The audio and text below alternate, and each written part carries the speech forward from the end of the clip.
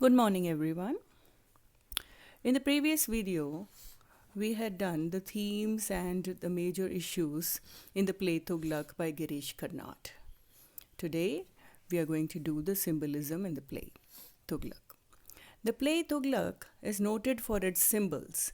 Four symbols like prayer, sleep, the game of chess, and the rose are used to heighten the effect of the play.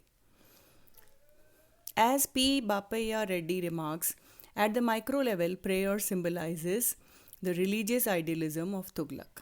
At the macro level, it connects man's unconscious need for divine protection and guidance in an hour of anguish. In the beginning, prayer is made compulsory, but later it is banned for a few years and again it is revived. It is reduced to a mockery when the Sultan's life is threatened at the time of prayer. Sleep, on one level, represents the need for rest in man's life. At the macro level, it becomes symbolic of peace, which eludes man often. The rose is a symbol of aesthetic and poetic susceptibilities of Tuglaq.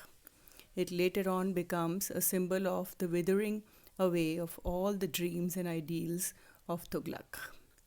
At the macro level, the game of chess is an ordinary game which is popular in India. It also symbolizes a political game in which an ordinary washerman checkmates the most intelligent and clever politician. Through this symbolist technique, the playwright has succeeded in creating the right political atmosphere. Rulers and politicians use religion as a medium to befool the common man.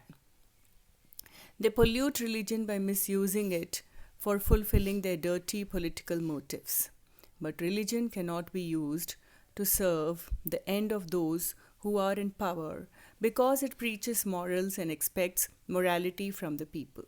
It stands for virtue, goodness, righteousness, and moral conduct, while politics thrives on intrigue, craftiness, dishonesty, and deceit.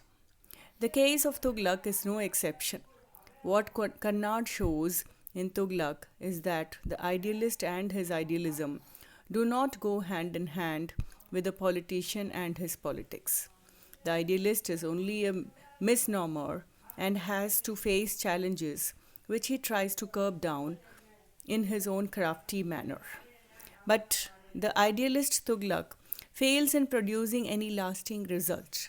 What he gains, as he tells, is not words but the sword. That's all I have to keep my faith in, and faith in my mission and power, strength to shape my thoughts, strength to act, strength to recognize myself. Unquote. All his idealism is shattered in the game of politics and thrown to the winds. Even Bharani, the best of his advisors, asks Muhammad, who is a man of great learning, "You are a learned man, Your Majesty. You are known the world over for your knowledge of philosophy and poetry. History is not made only in stagecraft, its lasting results are produced in the ranks of learned men. That's where you belong, Your Majesty, in the company of learned men. And further, Your Majesty, there was a time when you believed in love, in peace, and God. What has happened to those ideals? You won't let your subject pray. You torture them for the smallest offense, hang them on suspicion. Why this bloodshed?" Unquote. The murder of the Sheikh leads to the intrigues of the courtiers and other idealists of the kingdom. This happening unites the Hindus and Muslims all together to rise against the craftiness and tyranny of the Sultan. Shihabuddin, the most trusted of the friends of a Sultan, is persuaded to attend the meeting of the intriguers and at last to stand against the Sultan. Sheikh Shamsuddin Tajuddarfim tells Shihabuddin that he is attending the meeting to save Islam, not to get mixed in the treacherous games of the politicians. But Allah isn't only for me. To begin the quote, but Allah isn't only for me. While tyranny crushes the faithful into dust, how can I continue to hide in my hole? Unquote. Religion and politics interface in the play is of great interest as it combines religion and politics of an idealist and visionary Sultan Muhammad Tuglaq. It intends to show the idealism of the ruler will fail and will ruin the idealist.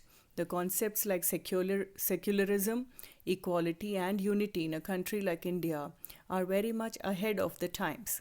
In India, people still are led away by the saints and religious heads. They believe more their religious leaders than a politician. The fiery speeches of the religious saint swing people this side or that side for the vote. People still are befooled by them as they were during the reign of Tuglaq. Thus, the life of the people is governed and corrupted by the interaction of the saints and politicians. Tuglaq, who pretends to be a true follower of religion, commits numberless murders to retain his monarchy. He commits patricide, fratricide, and wipes off the religious and political leaders like Imamuddin and Shihabuddin for his kingship. He tells the cause of murdering them to his stepmother in a simple way. Quote, they couldn't bear the weight of their crown. They couldn't leave it aside. So they died senile in their youth or were murdered. When stepmother accepts that she has murdered Najib, Muhammad does not accept this truth.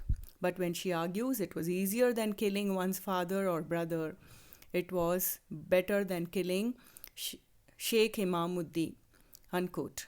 Muhammad replies, I killed them for an ideal. Don't I know its results? Don't you think I have suffered from the curse? My mother won't speak to me. I can't even look into a mirror for fear of seeing their faces in it, unquote. Muhammad is torn and finding peace in his own kingdom that has become a kitchen of death. To quote, there is only one punishment for treachery, he tells his stepmother, it is death.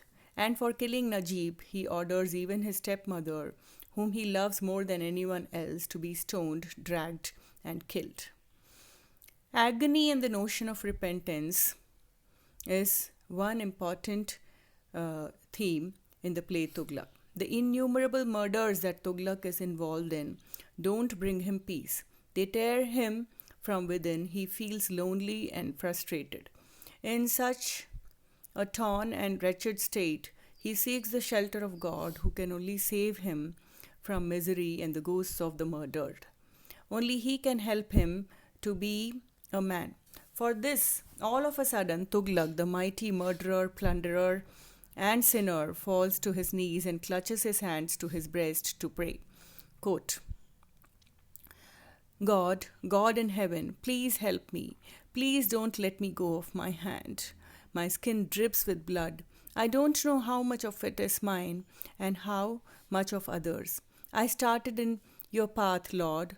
Why am I wandering naked in this desert now? I started in search of you. Why am I become a pig rolling in this gory mud?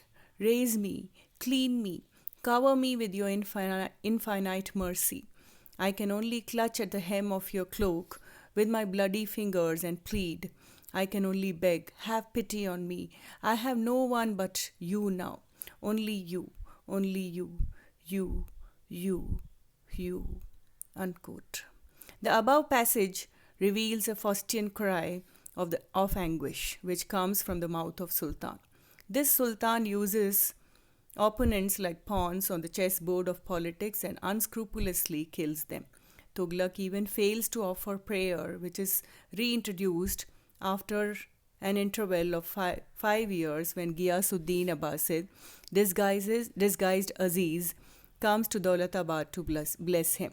He falls soundly asleep and gets up when the muezzin's call to prayer fades away. This is one of the greatest irony in the play. His bloody actions are the result of his intense ambition to establish an idealistic leadership as the norm. The failure of his political methods unnerves him and makes him insane. And here the play ends. Thank you.